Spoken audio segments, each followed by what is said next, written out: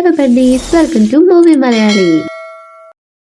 ചാനലൊന്ന് സബ്സ്ക്രൈബും കൂടി ചെയ്യണം. കഴിഞ്ഞ എപ്പിസോഡിലാണെങ്കിൽ ചെയർമാൻ DNA ടെസ്റ്റ് നടത്തുകയും അതിലൂടെ തന്റെ മോനാണെന്ന് തെളിയിക്കപ്പെടുകയും ചെയ്തതാണ് നമ്മൾ കണ്ടത്.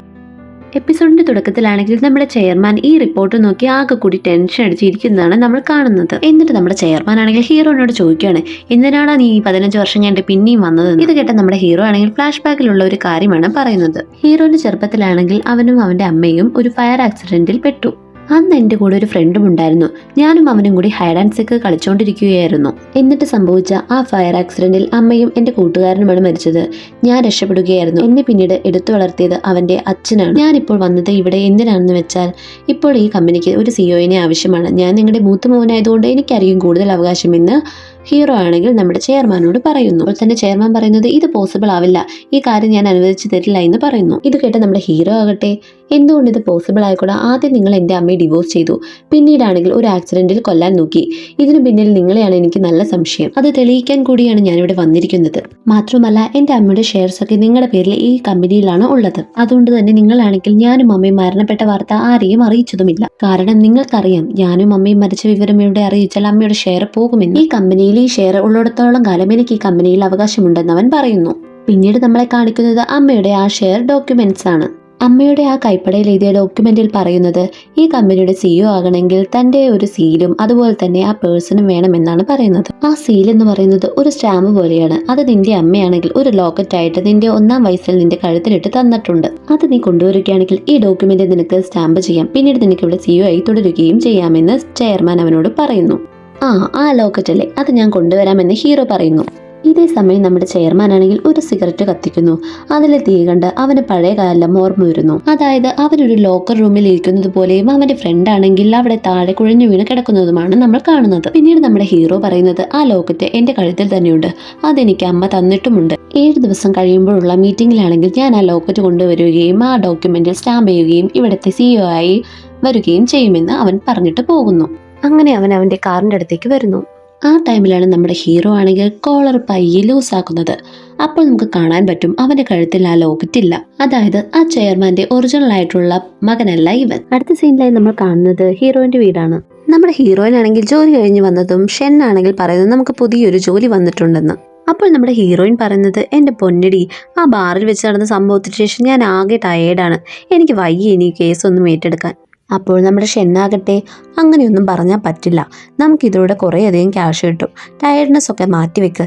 അതും പറഞ്ഞ് അവളാണെങ്കിൽ ആ കണ്ണാടിക്കാരനോടും ഹെൽപ്പ് ചോദിക്കുന്നു. അപ്പോൾ കണ്ണാടിക്കാരൻ പറയുന്നത്, നീ എന്തിനാണ് ഇതിനെക്കുറിച്ച് എന്നോട് സംസാരിക്കാൻ വരുന്നത്? ഹീറോയിൻ ആണെങ്കിൽ എന്റെ കുട്ടിക്കാലത്തെ ഫ്രണ്ടാണെന്ന് പറയാം, പക്ഷെ നീ ആണെങ്കിലോ അവളുടെ ഫ്രണ്ട്. അതെല്ലാം പോട്ടെ, എന്റെ വീട്ടിൽ നിന്നിട്ട് ഓസിന് നിൽക്കുകയാണ് നീ, അതുകൊണ്ട് തന്നെ എന്നെ ഓർഡർ ചെയ്യാൻ നീ വരണ്ട. എനിക്ക് 2 ദിവസം ഗ്യാപ്പ് വേണം, അത് കഴിഞ്ഞിട്ട് ഞാൻ എന്ത് മിഷനും ഏറ്റെടുക്കുകയുള്ളൂ. അപ്പോഴാണ് നമ്മുടെ ഷെൻ പറയുന്നത്, നമ്മൾ ഒരാളുടെ ലോക്കറ്റ് തട്ടിയെടുത്ത് കൊടുത്താൽ നമുക്ക് 15 ലക്ഷം രൂപ കിട്ടും, അതും ഓരോരുത്തർക്കാണ് 15 ലക്ഷം കിട്ടുന്നതെന്ന് പറയുന്നു. ഇത് കേട്ട നമ്മുടെ ഹീറോയിൻ ആണെങ്കിൽ ഷോക്കായിട്ട് എണീക്കുകയാണ്. എന്നിട്ട് പറയുന്നു, നമ്മൾക്ക് എന്തായാലും ഇത് ചെയ്യാം, ആരാ എന്ന് ചോദിക്കുന്നു.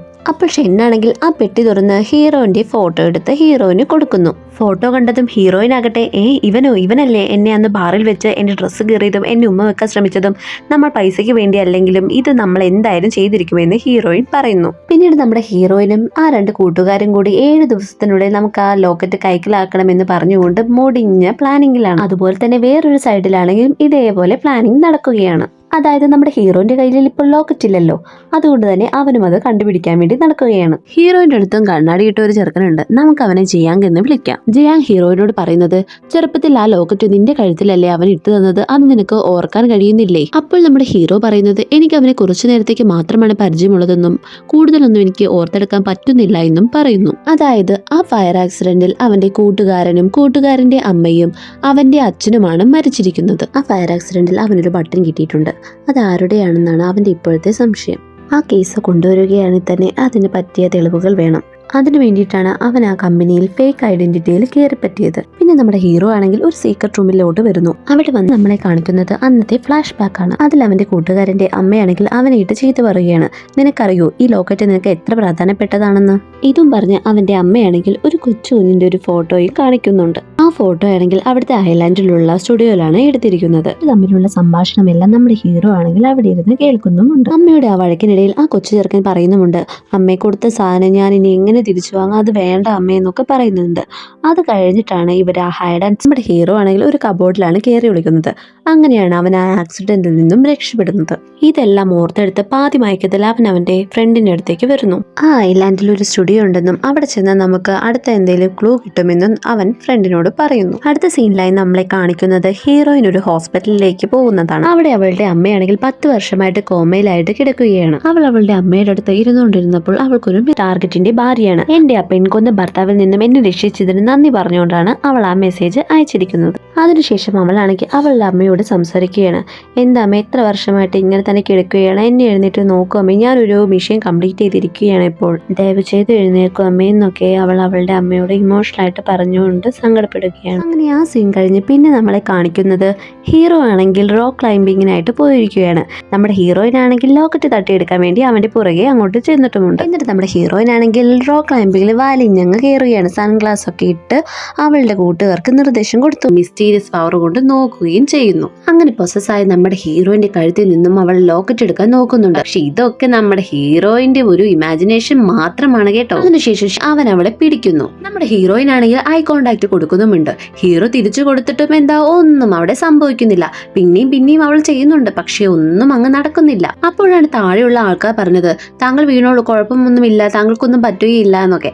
എന്നിട്ടല്ല നമ്മുടെ ഹീറോ ആണെങ്കിൽ തന്നെ അപ്പൊ തന്നെ അവളെ വിടുകയാണ്. എന്തിനാ ഞാൻ തന്നെ പിടിച്ചോണ്ടിരിക്കണേന്നൊക്കെ പറഞ്ഞുകൊണ്ട്. അങ്ങനെ ആ സേഫ്റ്റി ലോക്ക് ഉള്ളതുകൊണ്ട് നമ്മുടെ ഹീറോയിനൊന്നും പറ്റുന്നില്ല. പക്ഷെ നമ്മുടെ ഹീറോയിന് ഭയങ്കര ഡൗട്ട്, എന്തുകൊണ്ടാണ് തന്റെ ആ പവറിൽ അവൻ പൊസസ് ആവാത്തത് എന്ന്.